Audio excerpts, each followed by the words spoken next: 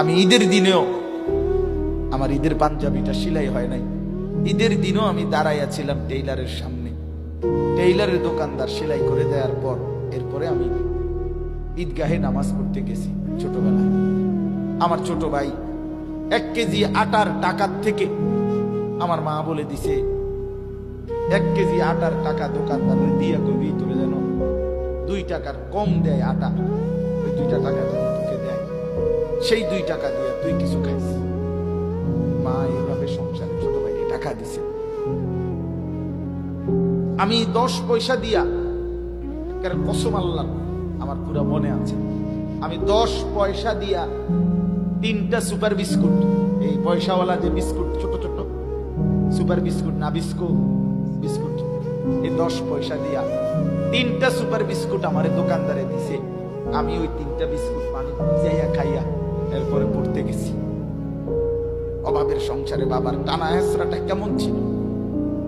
8টা ভাই বোন, পড়ালেখা করাইতে গিয়ে বাবার বুকটা মাটির সাথে লাগিয়ে গেছে। একটা গেঞ্জি দিয়েও বাবার জিন্দেগি চলছে। সেই অভাবের সংসারে বাপ আমগরে বড় করছে। আজ যখন আমরা 5 ভাই, আমাদের আলাদা বাড়ি আছে, ঘর আছে, আজ অনেক টাকা আছে, অনেক টাকা। আজ যদি বাপ থাকতো 10টা মুরগি যদি এক লগে জবাই করে পারতাম, খাওয়াইতাম, কোনো অসুবিধা হইতো না আমার। আজ তো আমার সব আছে, আজ তো আমার অনেক টাকা আছে বাপ, কিন্তু আমার বাপ তো নাই। বাপ আমার 2015 সালে কবরে চলে গেছে।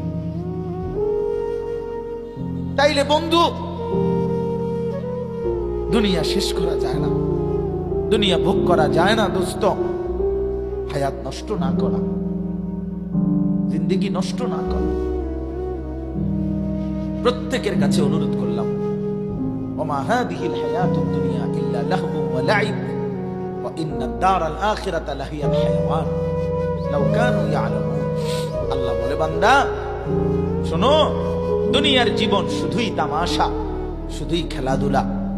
ওয়া ইন্নাদ দারাল আখিরাতা লাহিয়াল হায়াওয়ান, আখিরাতের ঘর, জান্নাতের ঘর বান্দা, সেটাই কেবল জীবন, সেটাই কেবল বেঁচে থাকা। লাউ কানু ইয়ালামুন, যদি তুমি বুঝতে, যদি বুঝতে। ছেলেরা, হায়াত নষ্ট করে দিও না বাপ। কাজে লাগাইলেও যৌবন শেষ হয়ে যাবে, কাজে না লাগাইলেও যৌবন শেষ হয়ে যাবে। আমিনকুম মান ইউতাওয়াফা মিন ক্বাবল, আল্লাহর ওয়াদা বাপ। হায়াত নষ্ট করে দিও। একটা মানুষ সুস্থ সবল মুসলমানের বাচ্চা, তুমি তাকড়া জওয়ান, তোমার দ্বারা পৃথিবী গড়বার কথা, তোমার দ্বারা দেশ করবার কথা। এই তোমরা যারা এখানে লেখছো শিকড়ের বন্ধন, করম আলীর বংশ, আমি শিকড়ের বন্ধন জিজ্ঞেস করতে চাই। শিকড় যে না ভুলে, সেই শিকড় চিনে, যাদের মাথার চুল বাবার মতো না, দাদার মতো না, ইসলামের মতো না, আলেম ওলামার মতো না, তোমার শিকড়ের সাথে কোনো সম্পর্ক নাই। মিথ্যাবাদী তুই বেটা।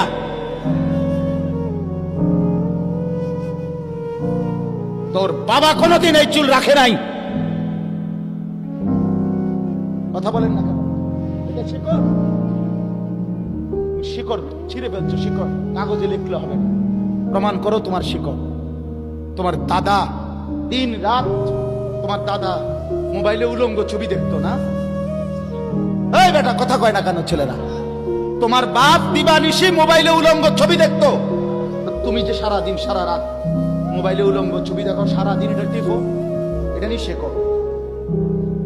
কোথায় তোমার শেকড়? কই? আমার শেকড়ের বন্ধন আছে। আমার বাপকে দেখছি আজীবন পাঞ্জাবি গায়ে দিছে, আমি পাঞ্জাবি গায়ে দিই। আমার বাপ আজীবন টুপি মাথায় দিছে, আমার টুপি আছে। আমার বাপ আজীবন দাড়ি রাখছে, আমার দাড়ি আছে। আমার বাপ আজীবন মিসওয়াক করছে, আমার মিসওয়াক আছে। আমার বাপ আজীবন টয়লেট পেপার ব্যবহার করছে, আমার টয়লেট পেপার আছে। আমার বাপ আজীবন তসবি ব্যবহার করছে, আমার কাছে তসবি আছে, ওই যে তসবি এনে ধুইলাম। আমার বাপ আজীবন আতর ব্যবহার করতেন, আমার কাছে আতর আছে। আমি শিকড়ের বন্ধন আছি আমার। তোমার শিকড়ের বন্ধন তুমি বলো, বলো মিয়া, তোমার ইসলাম তুমি বুঝায় দাও। তোমার বাপকে বলো। আমি তো অসংখ্যবার বলছি, তোমরা যারা সিনেমার নর্তকীর ছবি, নাচ, গান, জিনা, ব্যভিচারের দৃশ্য দেখো। এই বাপ, তোমরা এক পবিত্র মুসলমান মায়ের 2 বছর দুধ খাইয়া বড় হইছিলা, তোমরা ওই নর্তকীর হাতে বড় হও নাই, মায়ের হাতে বড় হয়েছে। তুই বেটা নর্তকীর সন্তান না, তুই এক মুসলমান মায়ের সন্তান। তো মাকে ভুলে গেলি কেন? এই বেটা মাকে ভুলে গেলি কেন? বাবাকে ভুলে গেলি কেন? আল্লাহকে ভুলে গেলি কেন? ইয়া আইয়ুহাল ইনসান মা গাররাকা বিরাব্বিকাল কারীম। হযরত মাওলানা তারেক জামিল সাহেব, পাকিস্তানের দাওয়াত ও তাবলীগের বিশ্ববিখ্যাত মুরব্বী, উনি এই আয়াতের এই শানদার তরজমা বলছিলেন।